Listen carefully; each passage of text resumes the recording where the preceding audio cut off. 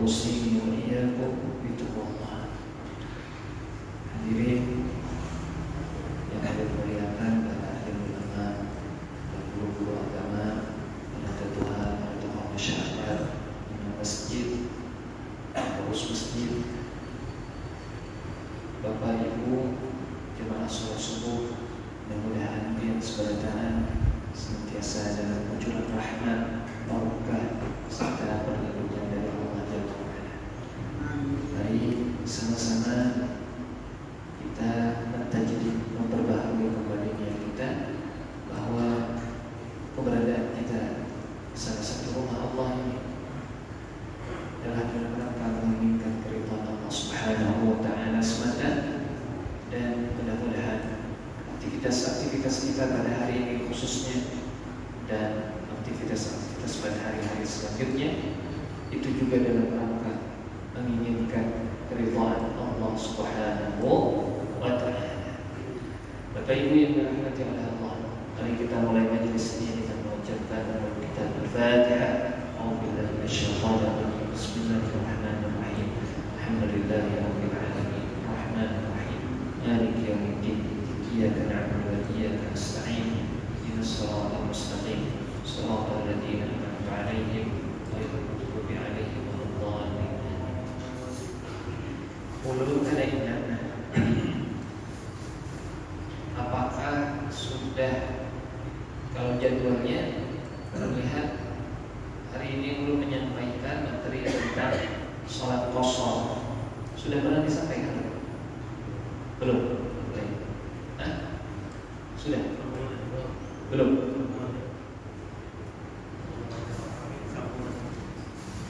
Bulan tadi sudah?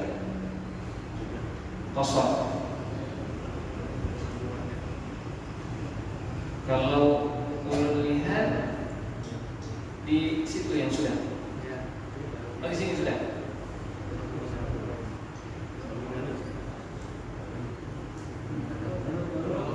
Belum ya? Sholat qashar itu di situ sudah. Di mana lagi? Di Masjid Al-Ihsan. Atau sini sudah juga? Sholat qashar. Belum? Belum ya?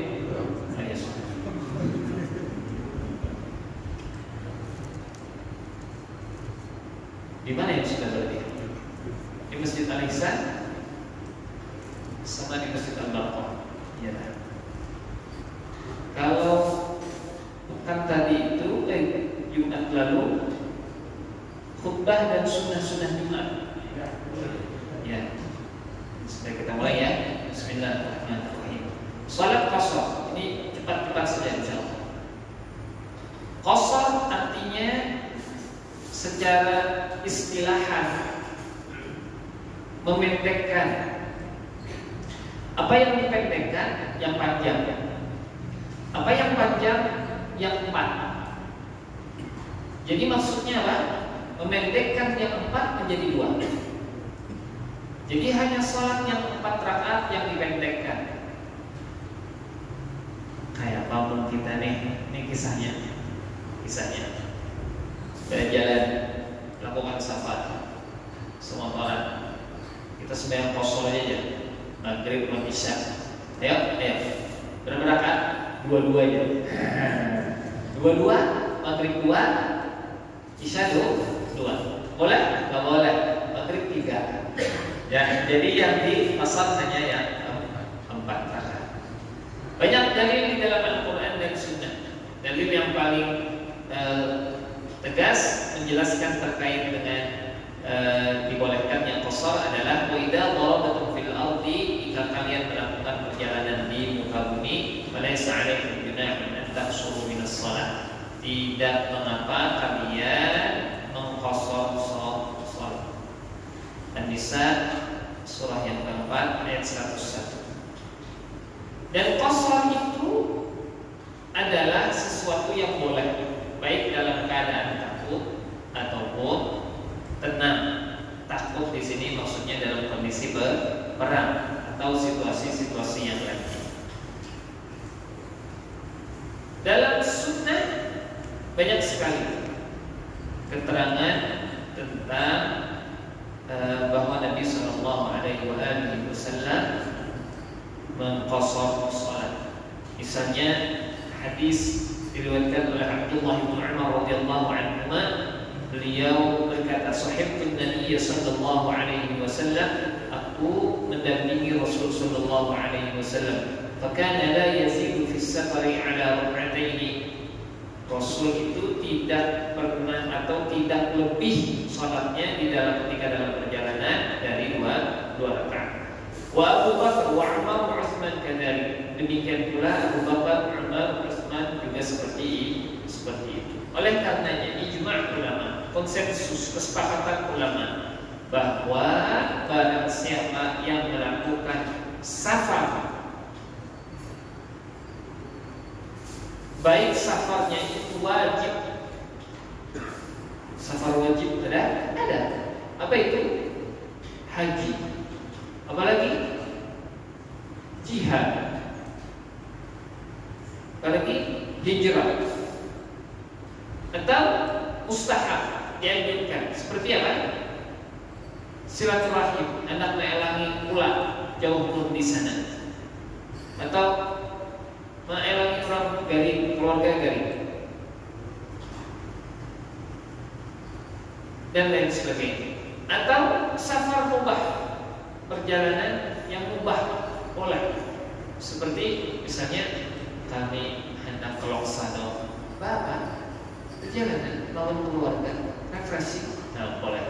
Oh, kami hendak ke Loksano, kemana? Perjalanan lawan siapa? Lawan orang siapa? Binian itu siapa? Tahu hujan. Anak tahu hujan. Buat apa? Kencan. Nah itu tidak boleh. Itu safar maksiat. Nah, oleh karenanya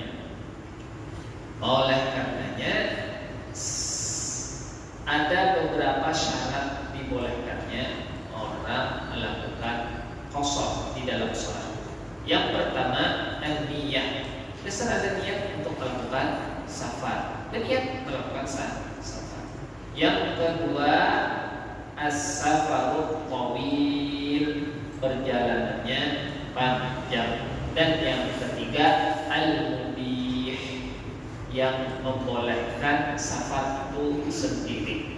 Apa kriterianya? Safar yang bukan dalam rangka maksiat, membawa misalnya saja ada orang membawa obat. Obat apa nanti boleh? Obat apa? Yang jelas obat yang dilarang, haram. Lalu apa dibawanya? Obat.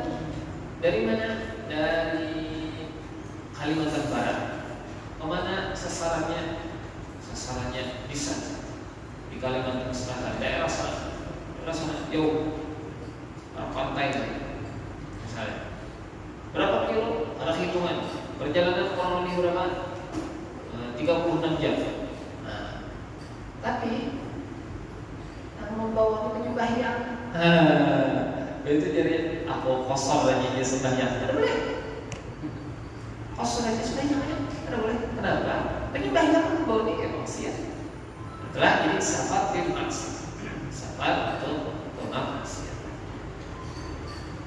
Pecinaan kan, Bapak berjudi. Nah itu di perjalanan masih ingat sembahyang di bandara, jadi kita kosong aja jadi ada boleh. Jadi nak cerita berjudi, tapi pas di bandara ingat sembahyang, kita kosong aja sembahyang. Kita perlu usahatir. Ada boleh. Urusan bisnis makanya urusan bisnis adalah safar mubih, safar yang jadi memang kita dibolehkan untuk melakukan safar. Yang tidak dibolehkan adalah safar di maksiatillah subhanahu wa ta'ala, safar dalam rangka maksiat kepada Allah Jalla wa ala. Jadi siapa yang melakukan safar harus niat betul-betul dalam rangka taat, atau setidaknya bisa digeringkan nilai taat di dalamnya. Jadilah ya, jangan sekadar berjalan ya, itulah rugi umur, rugi harta, jangan masuk ke dalam kategori menghambur. Jadi boleh aja anak touring atau segala macam, boleh sebenarnya, asalkan jangan dalam rangka bermaksiat kepada Allah. Itu 3 syarat utama dibolehkannya safar. Safar itu ada perbedaan sudut pandang ulama. Apakah safar itu rukhsah? Apa itu rukhsah artinya? Rukhsah itu artinya keringanan. Atau safar itu azimah. Azimah itu mungkin kalau diterjemahkan adalah suatu ketetapan. Apa bedanya antara rukhsah dengan azimah? Kalau rukhsah artinya keringanan, boleh diambil, bisa juga ada. Kalau azimah berarti artinya ketetapan. Kalau ketetapan berarti harus digawe. Nah, ulama berbeda pandangan. Apakah safar itu, apakah al-qasr memendekkan salat merupakan azimah, ketetapan, atau rukhsah, keringanan? Al-Imam Abu Hanifah rahimahullah dan ulama-ulama mazhab Imam Abu Hanifah mayoritas mengatakan bahwa qasr di dalam safar adalah azimah, suatu ketetapan. Jadi orang yang melakukan safar dia harus qasr menurut Imam Abu Hanifah. Sementara menurut jumhur ulama, mobil khusus Asy-Syafi'iyah wal Hanabilah mengatakan al-qasru rukhsatun ala sabil at-takhayyur. Qasar itu rukhsah, keringanan. Ala sabil at-takhayyur, silakan pilih. Hendak mengambillah kadar. Sementara Imam Malik rahimahullah berpendapat bahwa qasar memendekkan salat di dalam ketika safar hukumnya rukhsah, tetapi lebih utama untuk diambil. Wallahu a'lam. Kita masuk pada kriteria atau penjelasan as-safaru tawil, perjalanan panjang. Apa yang dimaksud dengan perjalanan panjang? Ulama berbeda pendapat fi takdir masafatis safar. Masafah, jarak safar yang membolehkan kita mengqashar salat, ulama berbeda pendapat. Pendapat yang paling mengemuka adalah 4 burud. 4 apa? Burud. Ini menjadi pendapat kalangan madhab Malikiyah, Syafi'iyah dan sebagian Hanabilah. Berlandaskan beberapa dalil Nabi sallallahu alaihi wasallam. Kata Rasul, ya ahla Makkah, wahai ahlu Makkah, la taqsuru fi aqalli min 4 babli min Makkah ila Usfan. Wahai penduduk Makkah, jangan kalian mengqashar salat bila kurang dari 4 burud. 4 burud itu dari Makkah ke Usfan. Hadis riwayat Al-Imam Ad-Darqutni, diriwayatkan dari Abdullah bin Abbas radhiyallahu anhu.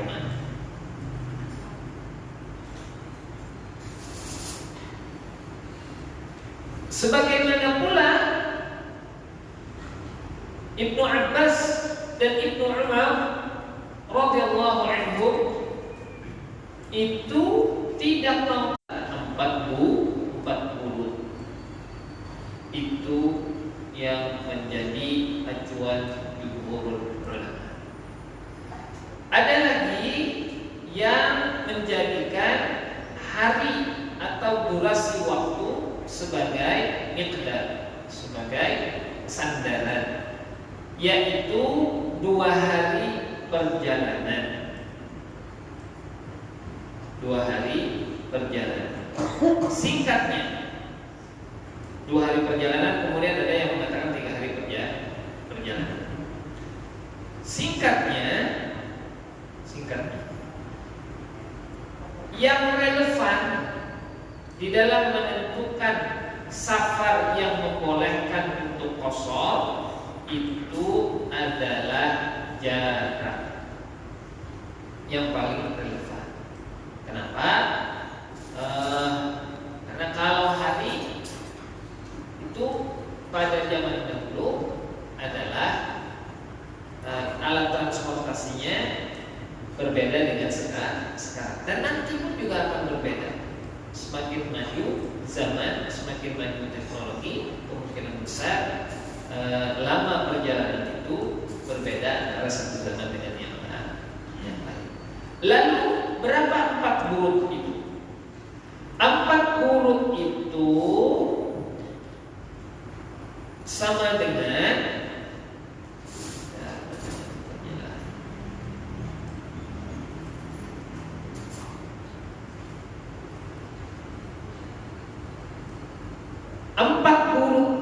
adalah 16 farsakh. 16 farsakh. Satu farsakh itu sama dengan 4 mil. Jadi kurang lebihnya kalau dikilometerkan 4 huruf itu kurang lebih 88,7 km. 88,7 km. Itu jarak yang dibolehkan untuk melakukan qashar di dalam sholat. Nah, lalu Al-Imam Ibnu Qudamah memiliki pandangan. Wa naqasha Ibnu Qudamah adillatul jumhur. Jumhur yang berpendapat bahwa ada jarak yang menjadi standar di berbeda pendapatnya dengan Ibnu Qudamah, bahwa ujar Ibnu Qudamah dalil adanya ketetapan jarak itu atau pendapat adanya ketetapan jarak itu mu'aridun li zahiril Quran, tidak sesuai dengan zahir Al-Quran yang menyebutkan tentang qashar. Karena zahir ayat Al-Quran adalah ibahatul qasri, dibolehkannya qashar salat likulli man daraba fil ardi, bagi setiap yang melakukan perjalanan di bumi biduni tahdidi masafati, tanpa ada batasan jarak. Wa qala Ibnu Qudamah al-hujjah ma'a man abaha al-qasra li kulli musafir. Hujjah yang ada itu berarti adalah dibolehkannya qashar bagi setiap musafir. Jadi itu yang menjadi pendapat Imam Ibnu Qudamah. Dalam dinamika fikih ulama mutaakhirin, ulama sekarang itu kemudian ada pula yang berpendapat bahwa dibolehkannya qashar itu adalah ketika sudah masuk kategori safar menurut persepsi umum masyarakat di wilayah itu. Nah, menurut persepsi masyarakat di wilayah itu, bagaimana definisi safar itu yang menjadi ukuran.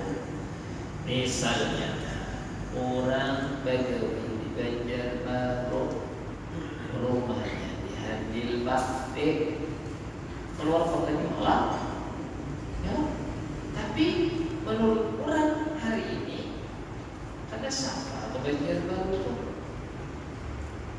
Begawi aja kayak Begawi itu, lah. Orang misalnya jauh di sana, di mana? Di Bogor. Begawi di Jakarta, jauh juga, nah jauh lah, jauh. Bahkan ada mungkin yang lebih 88 km. Tetapi apa? Tetapi bagi orang persepsi masyarakat umum di situ, Jabodetabek nih, ada safar ada, Jabodetabek, ada musafir, ya, Allahu a'lam bishawab. Itu diantara pendapat-pendapat ulama terkait dengan safar yang seperti apa, jaraknya kan, harinya kan. Nah, jadi yang menjadi pendapat ulama demikian, jumhur ulama berpendapat 88,7 km kurang lebihnya. Wallahu a'lam.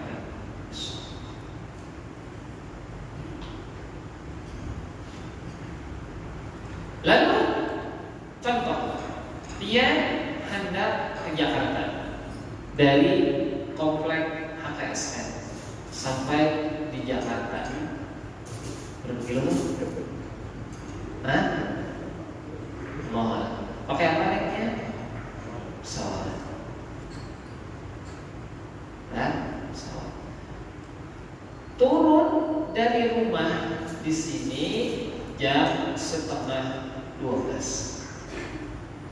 Setengah berapa? Setengah 12. Jam 12 seperempat azan. Jam 12 seperempat sekalinya dia sampai 4:19. Lalu dia singgah turun. Tujuannya tadi kemana? Ke Jakarta. Sampai 4:19 berarti berapa kalau sudah? 19 tambah 6 kurang lebih lah. Berarti berapa? 25 kilo perjalanan pian sudah. Pertanyaannya, ketika pian sholat zuhur bersinggah, apakah pian sudah boleh qashar atau belum? Sudah belum? Kita bahas apa yang menjadi pendapat ulama. Al-mawdi'u alladhi yabda'u minhu al-musafir bil qasri. Tempat titik di mana mulai dibolehkannya seorang musafir melakukan qashar. Sekali lagi, contohnya tadi kemana? Ke Jakarta. Lewat 88 kilo ke Jakarta. 88 kilo lebih. Baik. Ya, syaratnya dulu. Syaratnya niatnya. Tetapi tidak cukup dengan niat. Harus ada actionnya. Actionnya sudah jalan. Lalu kapan dibolehkannya mulai qashar? Tajawazu hududil baladi. Sudah melewati batas wilayahnya. Kalau wilayah kita itu adalah Banjarmasin, batasnya adalah gerbang kota, maka yang menjadi kesepakatan atau pendapat umum ulama, tajawuz melewati batas kota itu, maka itulah titik dibolehkannya melakukan qashar.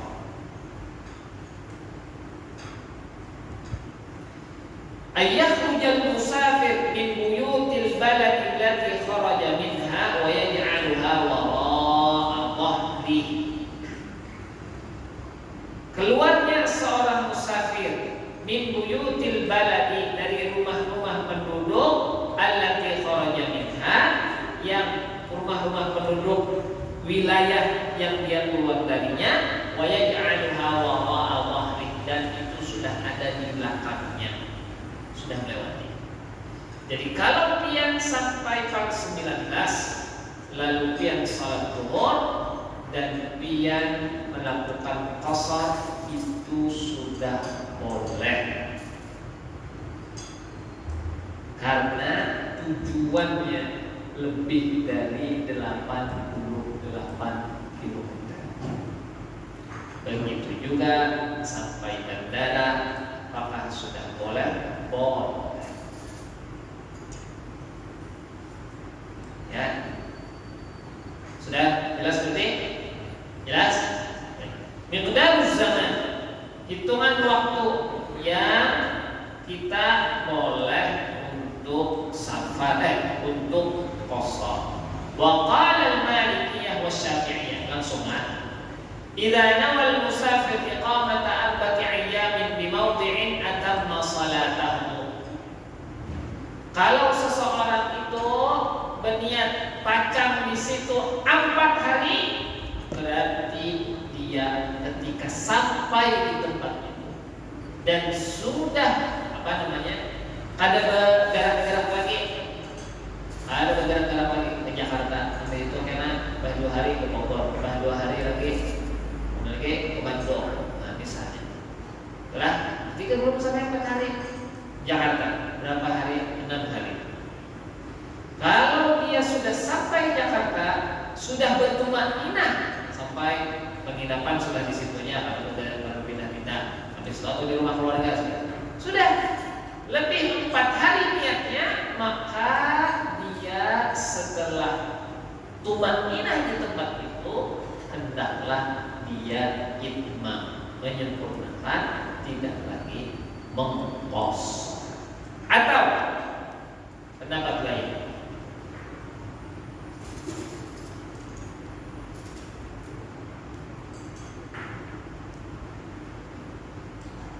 qaddara al-malikiyah al-muddah al-madhkurah bi-20 salatan fi muddatil iqamah. Menurut mazhab Malikiyah, ini pandangan bukan kada berdalil ini. 20 salatan, 20 salat saja. Jadi 20 salat berarti 5 kali 4. 5 kali 4. Fa idza naqasat an dzalik qasam. Kalau seseorang itu hitungannya kada sampai 20 kali salat, maka dia mengkosong. Tetapi sampai 20 kali salat di sini artinya lebih 4 hari. Hitungan salatnya 20 kali. Wallahu a'lam bishawab.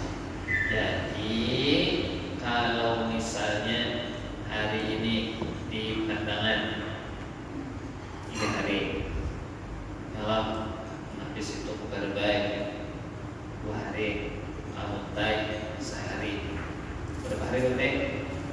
3 tambah 2 tambah 1, 6 hari. Boleh dia mengkosong semuanya? Boleh, karena dia tidak menetap pada satu titik, pada satu wilayah. Tetapi kalau menetap lebih dari 3 hari, atau menurut Imam Malik 20 kali salat, maka hendaklah dia tidak mengkosong. Sudah? Jadi mujawazatu hududil baladi sudah melewati batas kota. Nah, ini pula iqtida'ul muqim bil musafir, atau sebaliknya iqtida'ul musafir bil muqim, orang yang musafir menjadi makmum bagi orang yang muqim, atau sebaliknya orang yang muqim menjadi makmum bagi yang musafir. Apakah boleh? Secara umum boleh.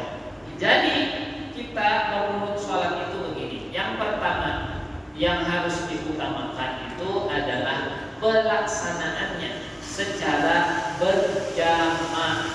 Itu runutan pertama.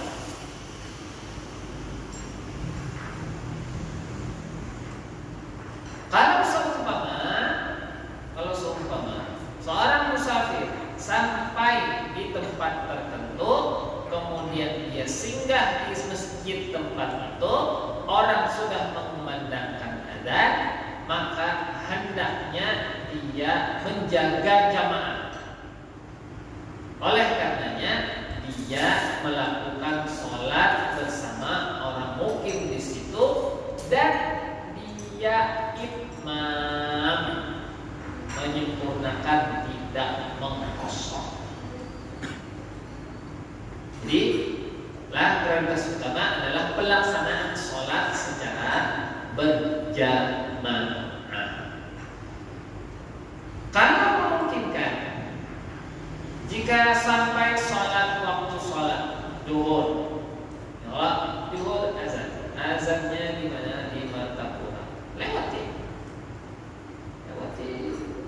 Martapura kota Tobat,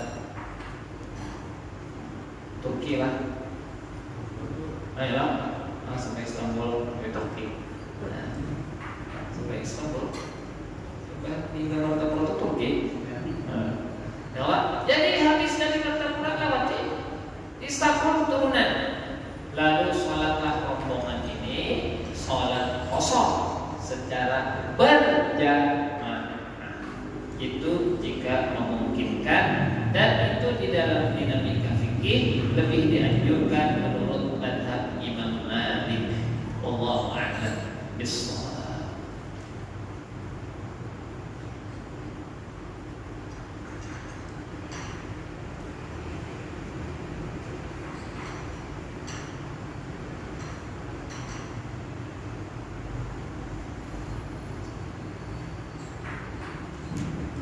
Baik.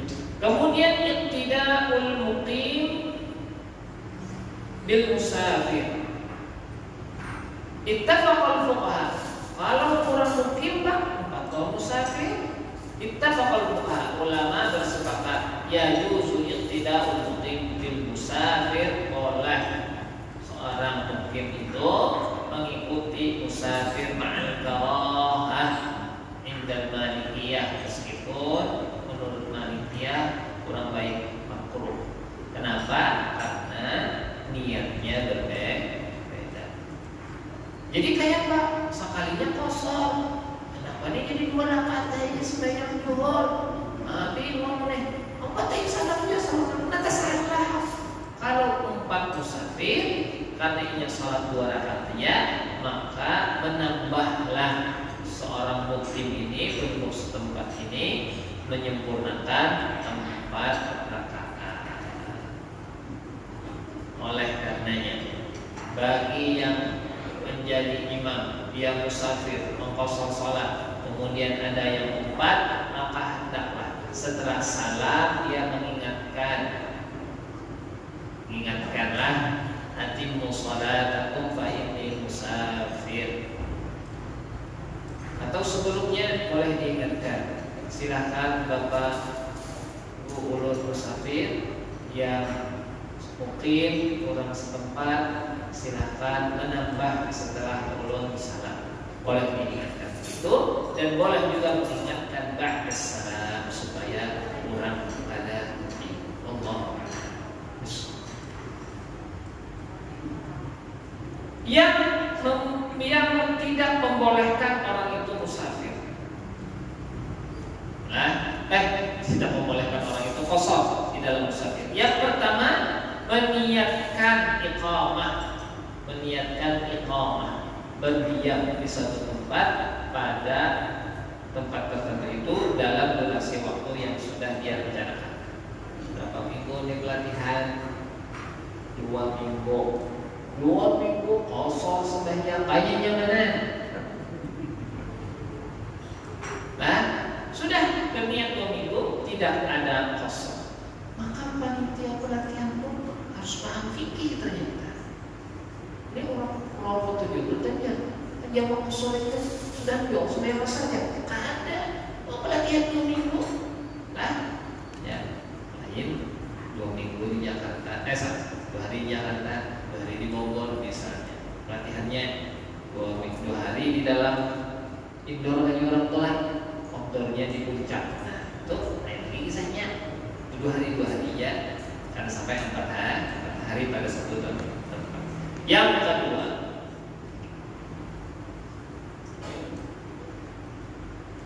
niat untuk tadi sudahlah, singkat saja. Al-audah ila mahallil iqamah atau niyatul audah. Boleh.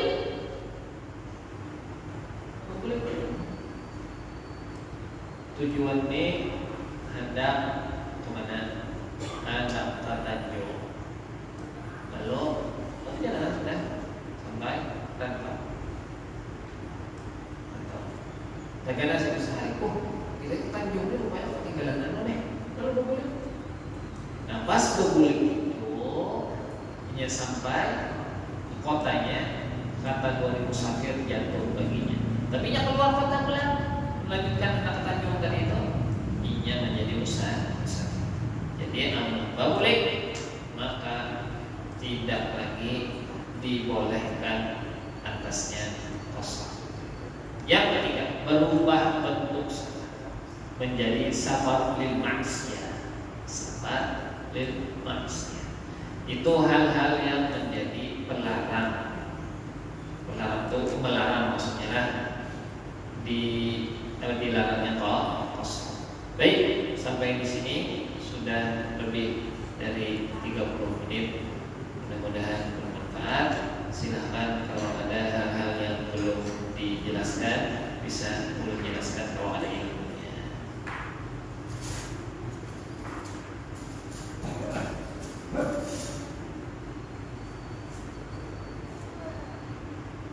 Udah kosong?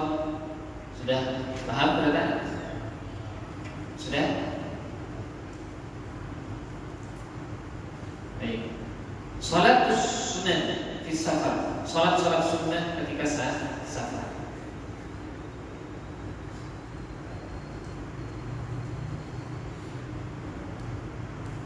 Ittafaqa al-fuqaha 'ala istihbab an-nawafil al-mutlaqah fi safar. Salat yang mutlak yang tidak melekat dengan salat fardu itu tetap menjadi berlaku kesunahannya bagi musafir.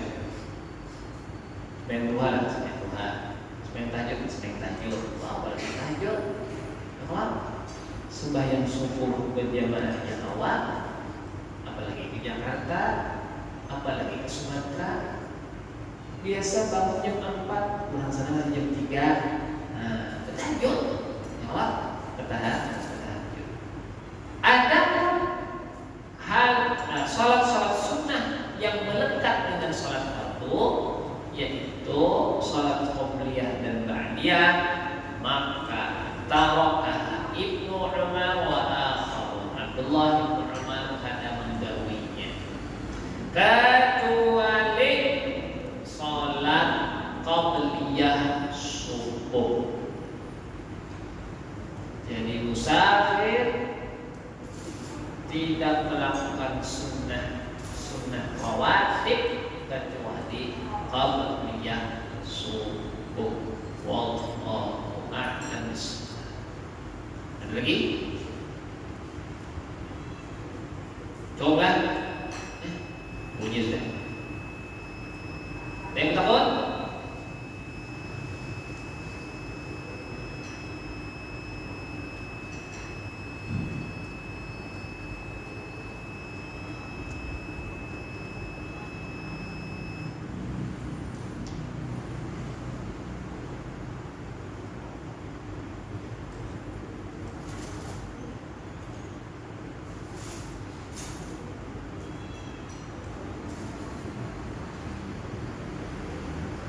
اللهم صل على سيدنا محمد في الأولين وصل على سيدنا محمد في الآخرين وصل على سيدنا محمد في كل وقت وحين وصل على سيدنا محمد في الملأ الأعلى إلى يوم الدين.